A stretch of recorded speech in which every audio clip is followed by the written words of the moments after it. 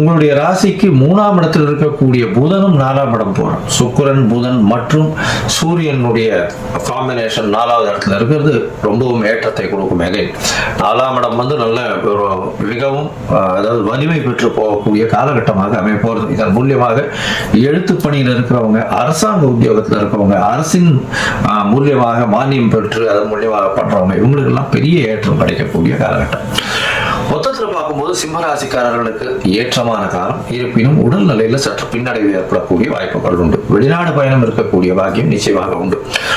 உங்களுடைய ராசியிலேயே கேத்து இருக்கிறதுனாலையும் சமசப்தமத்துல சனி பகவானின் பார்வை மக்கள் நிவர்த்தி அடைஞ்சு பார்க்கறதுனால உடல் நலத்துல பிரச்சனைகள் நிச்சயமாக வரும். குடும்பத்தில் நல்ல ஒரு ஏற்றம் இருக்கும். பணவரவிற்கு பஞ்சம் இருக்காது. முயற்சிகள் எல்லாமே வெற்றி பெறக்கூடிய வாய்ப்புகள் உண்டு. உங்களுடைய படிப்பில் நல்ல ஒரு முன்னேற்றம் இருக்கக்கூடிய காலகட்டமாக இருக்கும். வெளியூர் வெளிமாநிலம் சென்று படிக்கக்கூடிய பாக்கியங்கள் வரக்கூடிய வாய்ப்புகள் நிச்சயமாக உண்டு.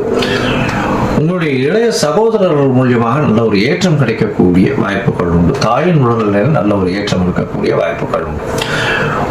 புதிய முயற்சிகள் பார்ட்னர்ஷிப்ல கொஞ்சம் ஜாகிரதையா இருக்கிறது, இன்வெஸ்ட்மெண்ட்ல தான் ஜாகிரதையா இருக்கிறது ரொம்பவுமே நல்லது. ஏன்னா இன்வெஸ்ட்மெண்ட்ல போட்டீங்கன்னா இந்த காலகட்டத்தில் பிரச்சனை வரும். தேவையில்லாத பழக்க வழக்கங்கள் வச்சுக்க வேண்டாம். 4ஆம் இடத்துல உங்களுக்கு 7ஆம் இடத்துல சனி இருக்கிறது அந்த அளவு விசேஷம் இல்லை. இந்த காலகட்டத்தில் சில நாட்கள் தவிர்க்க வேண்டியிருக்கு. அந்த சில நாட்கள் அப்படின்னு சொல்லக்கூடியது சந்திராஷ்டம நாட்கள். இந்த சந்திராஷ்டம நாட்கள்ல பார்த்தீங்கன்னா 29/11/2025 இருந்து 1/12/2025 வரலும் உண்டான நாட்கள் சந்திர பகவான் உங்களுடைய ராசிக்கு 8ஆம் இடத்துல மறைந்து இருக்கக்கூடிய காலகட்டம். இந்த காலகட்டத்தில் பார்த்தீங்கன்னா புது முயற்சி வேண்டாம், வெளியூர் வெளிமாநில பிரயாணம் வேண்டாம்னு சொல்றோம். ஒரு வேலை பண்ண வேண்டி இருந்ததே ஆனால் சந்திர பகவானுக்கு உண்டான எளிய பரிகாரம் அதை பண்ணிட்டு போறது. அதாவது அருகில் இருக்கக்கூடிய கோசாலையில உங்களால முடிஞ்ச அந்த அகத்திக்கீரை கட்டு வாங்கி கொடுத்துட்டு போறதன் மூலியமாக சந்திராஷ்டமத்தின் தாக்கம் குறையும். இந்த மாசம் பார்த்தோம்னா நீங்க அருகில் இருக்கக்கூடிய சத்யநாராயண கோயிலுக்கு போயிட்டோம். நல்ல ஒரு ஏற்றம் கிடைக்கக்கூடிய காலகட்டம்.